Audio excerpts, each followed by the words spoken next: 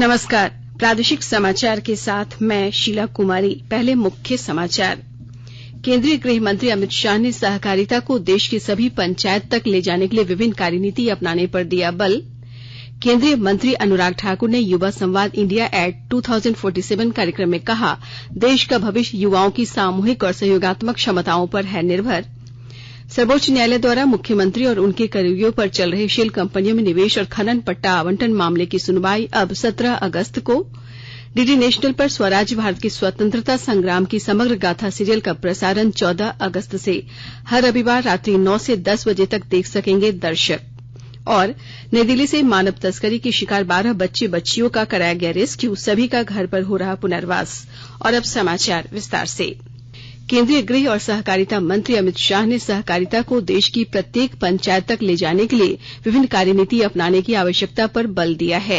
श्री शाह ने कहा कि सरकार ने इन संस्थाओं के कामकाज की दक्षता बढ़ाने, पारदर्शिता और जवाबदेही लाने के लिए पीएसीएस के कम्प्यूटरीकरण को स्वीकृति दी है। श्री शाह ने आज नई दिल्ली में ग्रामीण सहकारी बैंकों के राष्ट्रीय सम्मेलन का उद्घाटन करते हुए कहा कि प्रत्येक पंचायत में पैक्स के लिए 5 वर्ष की कार्यनीति बनाने की आवश्यकता है। उन्होंने कहा कि प्रधानमंत्री नरेंद्र मोदी का कार्यकाल सहकारी क्षेत्र के लिए सुनहरा अवसर है। मोदी जी का एक दृष्टिकोण है, विजन है। अगर समाज के अंतिम व्यक्ति तक अर्थतंत्र को पहुंचाना है, हमारे अर्थतंत्र के विकास के साथ साथ उसका भी विकास करना है, तो सहकारिता के अलावे, सहकारिता क्षेत्र के अलावे ये कोई नहीं कर सकता। रक्षा मंत्री राजनाथ सिंह ने कहा है कि इतिहास के पन्नों में नाम दर्ज कराने वाले वीरों को बचपन से ही अच्छे जीवन मूल्य मिले थे। स्वतंत्रता दिवस के सिलसिले में आज नई दिल्ली में आयोजित वीर गाथा प्रतियोगिता के सुपर 25 विद्यार्थियों को सम्मानित करने के बाद श्री सिंह ने कहा कि भारत माता के गौरव, सम्मान और शान की रक्षा के लिए अनेक वीरों ने प्राण न्यौछावर किए। उन्होंने कहा कि उन सबकी भाषा, पंथ और रीति रिवाज अलग अलग थे, लेकिन वे सभी देशभक्ति के सूत्र में बंधे थे। रेल मंत्रालय ने कहा है कि रेलवे सुरक्षा बल आरपीएफ में कांस्टेबल के 9000 पदों पर भर्ती के संबंध में मीडिया में एक फर्जी संदेश प्रसारित किया जा रहा है। मंत्रालय ने कहा है कि आरपीएफ या रेल मंत्रालय ने अपनी आधिकारिक वेबसाइटों पर या किसी प्रिंट या इलेक्ट्रॉनिक मीडिया के माध्यम से ऐसी कोई अधिसूचना जारी नहीं की है। केंद्रीय युवा कार्य और खेल मंत्री अनुराग सिंह ठाकुर ने आज राष्ट्र के युवाओं से भारत को रहने के लिए श्रेष्ठ स्थान बनाने में योगदान करने का आह्वान किया।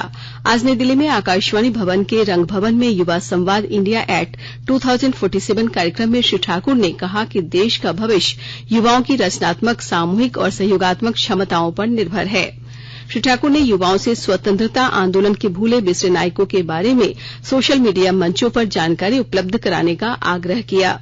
इस अवसर पर शिक्षा और कौशल विकास मंत्री धर्मेंद्र प्रधान ने कहा कि युवा अपने अधिकारों के प्रति अधिक जागरूक हो गए हैं, लेकिन उन्हें इन अधिकारों का उपयोग जिम्मेदारी से करना चाहिए। युवा कार्य राज्य मंत्री निश्चित प्रामाणिक और राष्ट्रीय युवा पुरस्कार विजेताओं सहित लगभग 400 युवा शामिल हुए। अंतर्राष्ट्रीय युवा दिवस के मौके पर आज साहिबगंज जिले के सभी सरकारी विद्यालयों में स्वास्थ्य कार्यक्रमों की शुरुआत हुई। इस मौके पर स्कूली विद्यार्थियों के स्वास्थ्य की जांच करने के साथ स्वस्थ जीवन शैली के प्रति जागरूक किया गया। वहीं लोहरदगा जिले में स्थित Ursuline women's teachers training college में इस मौके पर अंतर जनपदीय एकता विषय पर कार्यक्रम का आयोजन हुआ। इस मौके पर देशभक्ति गायन प्रतियोगिता में बड़ी संख्या में विद्यार्थियों ने भाग लिया। केंद्रीय नागरिक उड्डयन और इस्पात मंत्री से रांची के सांसद संजय सेठ ने रांची से नॉर्थ ईस्ट, दरभंगा, बनारस, जयपुर, भोपाल, गोवा, देवघर के लिए सीधी विमान सेवा आरंभ किए जाने का आग्रह किया है।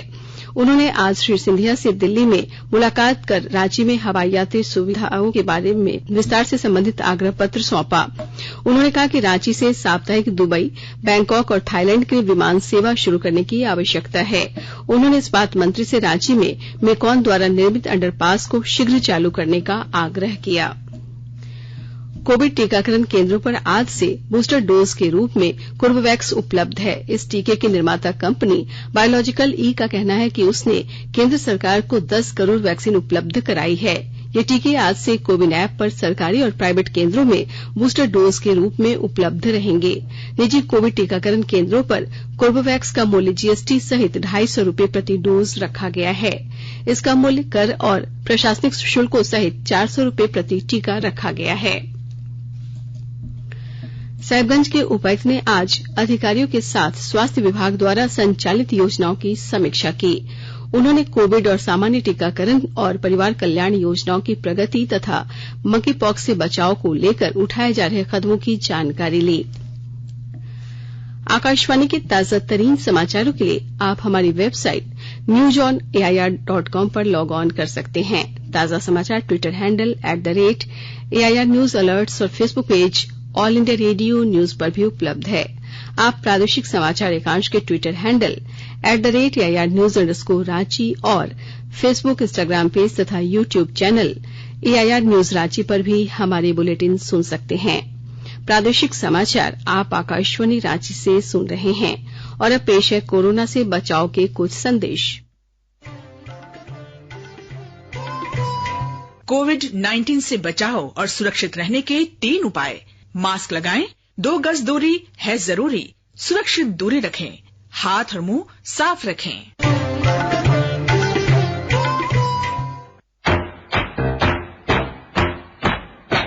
चलो मिलकर एक शुरुआत करें, चलो एक फैसला आज करें, मास्क नहीं तो टोकेंगे, कोरोना को रोकेंगे, चलो एक वादा करते हैं, चलो एक वादा करते हैं, मास्क नहीं तो टोकेंगे, कोरोना को रोकेंगे। भारत सरकार द्वारा जनहित में जारी। ओम की ध्वनि और मंत्रों से गुंजायमान है बाबा नगरी देवघर। 14 जुलाई से 12 अगस्त के बीच आयोजित राजकीय श्रावणी मेला 2022 में झारखंड सरकार ने सुरक्षा और स्वच्छता के विशेष प्रबंध किए हैं। जोहार, हर हर महादेव। बाबा बैद्यनाथ नगरी में श्रावणी मेला में सभी श्रद्धालुओं का झारखंड सरकार की तरफ से आपका स्वागत है, अभिनंदन है। यह बाबा नगरी की महिमा है कि झारखंड के अलावा यहाँ पर देश और राज्य के विभिन्न जगहों से बड़ी संख्या में श्रद्धालु आते हैं। बाबा की असीम कृपा आप पर बनी रहे, आपका जीवन सुखमय हो, ये हम कामना करते हैं। धन्यवाद। जोहार, हर हर महादेव। न रहे मन में कोई भी दुविधा, बाबा बैद्यनाथ की नगरी देवघर में जलार्पण और दर्शन के लिए मिलेगी हर संभव सुविधा। सूचना एवं जनसंपर्क विभाग, झारखंड सरकार द्वारा जनहित में प्रसारित। प्रादेशिक समाचार में आपका एक बार फिर से स्वागत है। सर्वोच्च न्यायालय में मुख्यमंत्री हेमंत सोरेन और उनके करीबियों पर शेल कंपनी में निवेश और खनन पट्टा आवंटन मामले को लेकर राज्य सरकार द्वारा दायर स्पेशल लीव पिटीशन SLP पर आज सुनवाई हुई। न्यायाधीश UU ललित, न्यायाधीश अनिरुद्ध बोस और न्यायाधीश सुधांशु धूलिया की अदालत में राज्य सरकार की ओर से वरीय अधिवक्ता कपिल सिब्बल तथा प्रवर्तन निदेशालय की ओर से SDI तुषार मेहता ने पक्ष रखा। अदालत ने झारखंड उच्च न्यायालय में दायर जनहित याचिका से जुड़े सभी दस्तावेजों को अदालत में प्रस्तुत करने को कहा। अगली सुनवाई 17 अगस्त को होगी। केंद्रीय संस्कृति और सूचना तथा प्रसारण मंत्रालय की ओर से 22 जुलाई से हर घर तिरंगा कार्यक्रम शुरू किया गया है। आजादी का अमृत महोत्सव के तहत देशवासियों में देशभक्ति की भावना जागृत करने और राष्ट्रीय ध्वज को सम्मान प्रदान करने के उद्देश्य से ये कार्यक्रम शुरू किया गया है। अब हर घर की छत पर शान से फहरेगा तिरंगा, गुनगुनाए जाएंगे नव विकास के गीत। आन बान शान का प्रतीक राष्ट्र ध्वज तिरंगा। आइए आजादी के अमृत महोत्सव के पावन अवसर पर इस स्वाधीनता दिवस हर घर फहराते हैं तिरंगा और लेते हैं भव्य और सशक्त भारत के निर्माण का संकल्प। आइए हर घर फहराएं तिरंगा। हजारीबाग सदर विधायक मनीष जायसवाल के द्वारा हर घर तिरंगा अभियान के तहत 15,000 तिरंगा लोगों को उपलब्ध कराया जा रहा है। विधायक द्वारा लोगों को संदेश पत्र भी दिया जा रहा है, जिसमें स्वतंत्रता सेनानियों की जानकारी देने के साथ लोगों से कहा जा रहा है कि वे देश की एकता, अखंडता और विकास में योगदान दें। उधर दुमका में एनसीसी कैडेट्स ने साइकिल से तिरंगा यात्रा निकाली। गिरिडीह में जिला प्रशासन के द्वारा लगभग 3.25 लाख तिरंगा का वितरण किया गया। जिले में प्रधानमंत्री आवास योजना के लाभुकों को भी तिरंगा उपलब्ध कराया जा रहा है। धनबाद जिले में सभी सरकारी कार्यालयों और भवनों में आज से 15 अगस्त तक तिरंगा फहराया गया है। वहीं सरकारी कर्मियों, योजनाओं के लाभुकों, विद्यार्थियों और लोगों को जिला प्रशासन द्वारा तिरंगा उपलब्ध कराया जा रहा है। आजादी का अमृत महोत्सव श्रृंखला और हर घर तिरंगा अभियान के अंतर्गत आकाशवाणी का समाचार सेवा प्रभाग आज एक विशेष कार्यक्रम शान तिरंगा प्रसारित करेगा। यह कार्यक्रम आज रात 9:30 बजे से FM गोल्ड चैनल और अतिरिक्त मीटरों पर सुना जा सकता है।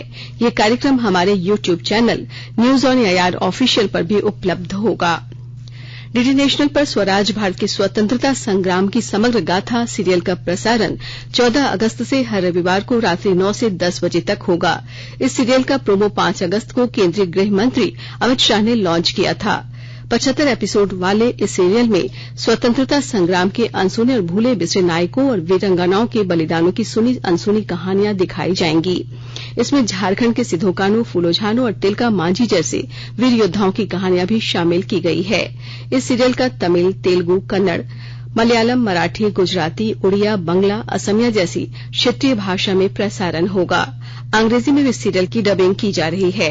वहीं 20 अगस्त से आकाशवाणी के सभी केंद्रों द्वारा भी इस सीरियल को प्रसारित किया जाएगा। हर शनिवार को दिन के 11 बजे से श्रोता इसे सुन सकते हैं। इसके अलावा सप्ताह के दौरान एपिसोडों का पुनः प्रसारण भी किया जाएगा। वहीं दूरदर्शन ने सभी विद्यार्थियों और शोधार्थियों से भी स्वतंत्रता संग्राम की समग्र गाथा देखने की अपील की है। रांची के मोरहाबादी मैदान में स्वतंत्रता दिवस के अवसर पर आयोजित होने वाले मुख्य समारोह की तैयारियों का डीसी और एसएसपी ने निरीक्षण किया। डीसी ने यहां साफ सफाई के साथ सभी जरूरी सुविधा तैयार रखने के निर्देश दिए। नई दिल्ली से राज्य की मानव तस्करी की शिकार 10 बच्चियों, 1 बच्चे और 1 महिला को सकुशल रेस्क्यू कराया गया है। बच्चियां और महिला पश्चिम सिंहभूम और बालक सिमडेगा का रहने वाला है। इन सभी को अब अपने घर पर पुनर्वास किया जा रहा है। मुख्यमंत्री हेमंत सोरेन के निर्देश और दिल्ली में स्थानिक आयुक्त के प्रयासों से एकीकृत संसाधन सह पुनर्वास केंद्र के द्वारा दिल्ली के सभी इलाकों में ह्यूमन ट्रैफिकिंग में फंसी राज्य के बच्चे बच्चियों, युवक युवतियों और महिलाओं को छुड़ाकर वापस उनके घर तक पुनर्वास के लिए भेजा जा रहा है। पहली खेलो इंडिया महिला हॉकी लीग अंडर 16 इस महीने की 16 से 23 अगस्त के बीच नई दिल्ली के मेजर ध्यानचंद स्टेडियम में खेली जाएगी। युवा कार्य और खेल मंत्रालय के अनुसार देश की कुल 16 टीमें इसमें भाग ले रही हैं। और अब संक्षिप्त खबरें। देवघर में भादो मेला के दौरान श्रद्धालुओं के लिए मेला क्षेत्र के सभी स्वास्थ्य शिविरों में आज से चिकित्सकों और स्वास्थ्य कर्मियों की तैनाती कर दी गई है। पलामू विभाग न्यायालय में कल आयोजित होने वाले राष्ट्रीय लोक अदालत में मामलों के निस्तारण के लिए 13 बेंच बनाए गए हैं। आईआईटी आईएसएम धनबाद का 41वां दीक्षांत समारोह कल से शुरू होगा। 2 दिवसीय समारोह में राज्यपाल रमेश बैस मुख्य अतिथि के रूप में शामिल होंगे। इस मौके पर 3637 विद्यार्थियों को डिग्री दी जाएगी। पश्चिम सिंहभूम जिले के विभिन्न निजी अस्पतालों में बीपीएल श्रेणी के लिए आरक्षित 172 सीटों पर बच्चों के नामांकन के लिए जिला प्रशासन ने चयन की प्रक्रिया शुरू कर दी है। सरायकेला खरसावां जिले के मुरूप गांव में आज डालसा द्वारा विधिक जागरूकता कार्यक्रम का आयोजन किया गया। आजादी के अमृत महोत्सव के तहत आयोजित इस कार्यक्रम के माध्यम से लोगों को विधिक और सरकारी योजनाओं की जानकारी दी गई। पलामू जिले के सतौरवा थाना क्षेत्र स्थित ताबर गांव के पास NH 39 पर एक बाइक और स्कॉर्पियो के बीच सीधी टक्कर में बाइक सवार 2 युवकों की मौत हो गई। अंत में मुख्य समाचार एक बार फिर। केंद्रीय गृह मंत्री अमित शाह ने सहकारिता को देश के सभी पंचायत तक ले जाने के लिए विभिन्न कार्यनीति अपनाने पर दिया बल। केंद्रीय मंत्री अनुराग ठाकुर ने युवा संवाद इंडिया एट 2047 कार्यक्रम में कहा, देश का भविष्य युवाओं की सामूहिक और सहयोगात्मक क्षमताओं पर है निर्भर। सर्वोच्च न्यायालय द्वारा मुख्यमंत्री और उनके करीबियों पर चल रहे शेल कंपनियों में निवेश और खनन पट्टा आवंटन मामले की सुनवाई अब 17 अगस्त को। डीडी नेशनल पर स्वराज भारत की स्वतंत्रता संग्राम की समग्र गाथा सीरियल का प्रसारण 14 अगस्त से हर रविवार रात्रि 9 से 10 बजे तक देख सकेंगे दर्शक। और नई दिल्ली में मानव तस्करी के शिकार 12 बच्चे बच्चियों का कराया गया रेस्क्यू, सभी का घर पर हो रहा पुनर्वास। इसके साथ ही आकाशवाणी रांची से प्रादेशिक समाचार का ये बुलेटिन समाप्त हुआ। नमस्कार।